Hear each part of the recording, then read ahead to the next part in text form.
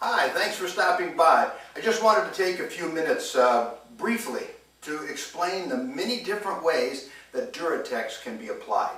DuraTex we make in a spray or roller grade, but you're really not limited to just those two things either. We have a lot of different methods of application. I'd like to show you just a few of them. We'll start with the spray application. You can use an HVLP gun, that's a high volume, low pressure spray system.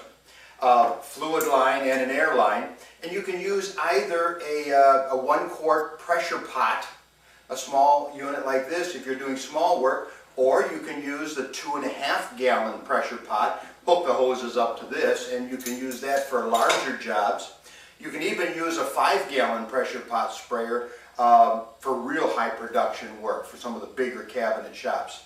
That's the HVLP. Another less expensive way to spray would be to use something like a hopper gun. This one is made by Wagner, and it is really inexpensive. I think it was $100 or something like that. And you have to be careful. It needs to have a spray booth when you're spraying this, or at least a dedicated spray area, because with the HVLP or with the hopper gun, you're going to get some overspray because you have air atomizing the product and blowing it onto the cabinet.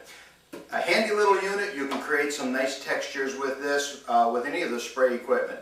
But then for most projects, certainly smaller projects or rehab projects or things like that, you're going to use our textured rollers. These are special open foam texture rollers. They're available at aquatech.com, where you get your DuraTex, or at any one of our distributors. There's a 4-incher, the 9-inch. We even have a 3-inch for small projects or just touch-ups.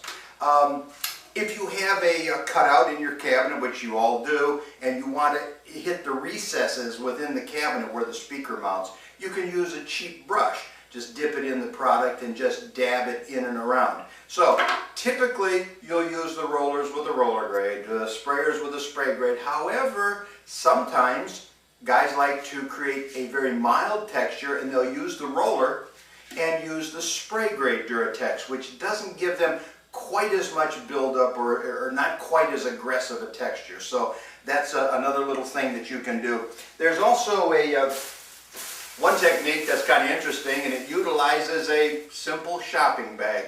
It's called the DuraTex Leather Look. We're going to do another video on this one, but this is really tricky, and if you want to make a retro looking cab that looks kind of like the old Tolex or vinyl or even leather, this is an interesting tool.